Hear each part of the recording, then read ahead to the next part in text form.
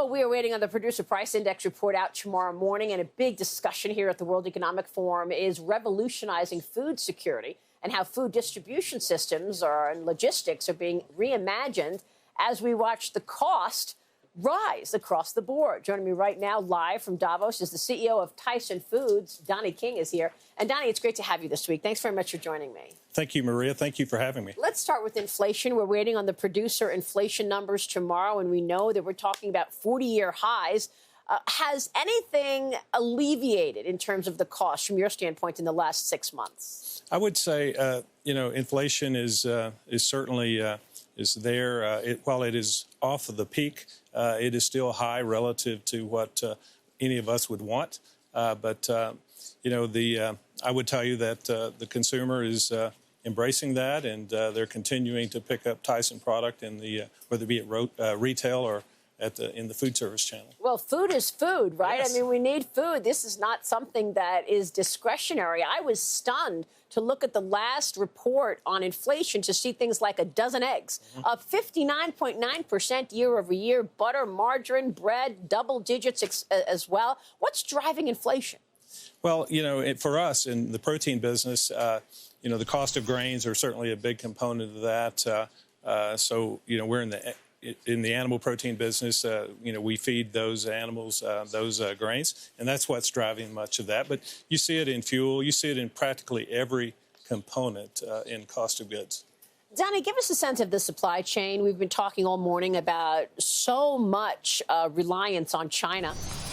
Disruptions in the supply chain and shortages are expected to continue this year. What's most important that we need to understand, and how have you dealt with these supply shortages? Well, it's certainly better than what we experienced through the pandemic, and it continues to improve. We still, from time to time, will see a shortage of something, but it's much better than it's been in the past couple of years, and continues to improve. Yeah. Where does growth come from at Tyson Foods? Let's call it the coming 3 to 5 years. Well, Tyson is a growing company, and so if you look at an environment like this, we see a little more growth at retail in the supermarket than we do in the food service channel.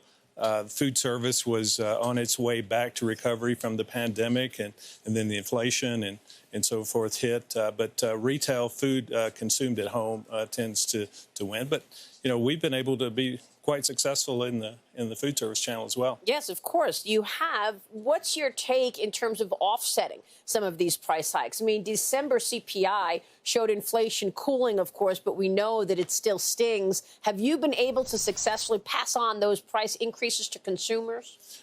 We have passed on some price increases to consumers. It's been such a rapid increase in that, but our vision is really quite clear in that to produce high quality, nutritious, and maybe in this environment more than any other time, affordable food. And we take that responsibility very seriously. And so while the inflation is there, we look for ways to offset that by being a better version of Tyson. We continue to find ways to become more efficient, and we've invested heavily in automation and technology that will enable us to do some of those things. So we prepared for this. We're ready for this. We're not surprised by the environment that we're in, and we're going to do our best to be Tyson and to feed the world.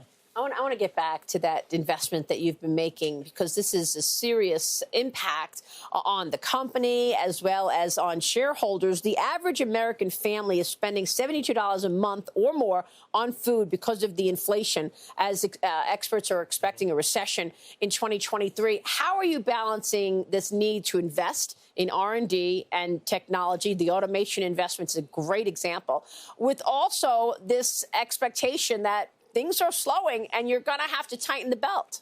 Well, we've been tightening the belt for a while, and we don't think of this as an event. It's something that we prepare for and challenge our business leaders to do each and every day. So there's a point when you have to pass on inflation and pricing, but we do our very best to offset that by being better, being agile, being more efficient at everything that we do. What about the global story? Where do you see the growth geographically? Well, for us, it's, China, with the lockdown in China, that's hurt volume. And we play predominantly in China in the food service channel. And lockdowns have hurt that. But we're seeing great growth in China. And as it's opened back up some or been relaxed, Southeast Asia is a great market for us. Thailand, Malaysia, we've launched the Tyson brand in those markets as well, and it's doing really, really well. But those are growth markets for us. Are there different products that do better in different areas of the world in terms of customer preferences? Chicken does well in most every market, and a lot of the Tyson branded portfolio works really well there in both Southeast Asia as well as China. Do you expect a global slowdown? Well, I think we anticipated that we'd see some of that. But one of the good things for us as a food company is that the fact that, people enjoy food. They enjoy the opportunity to get together and share a meal. And it's, you have to obviously eat to sustain life. And so we think we're in a pretty good spot in face of the inflation that we see and the overall macroeconomic conditions. And how have you dealt with the swine flu and the other issues around eggs, chicken, as you say, a big seller, and yet we've got these worries around those flus out of Asia? Well, each market is a little different. Avian influenza here in the U.S. and in many places throughout Europe has certainly hurt the poultry industry.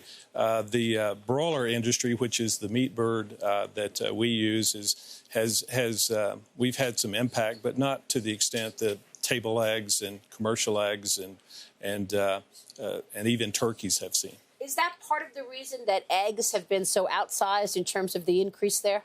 Well, I'm certainly not an expert in the commercial egg business, but avian influenza has really impacted the commercial egg business considerably.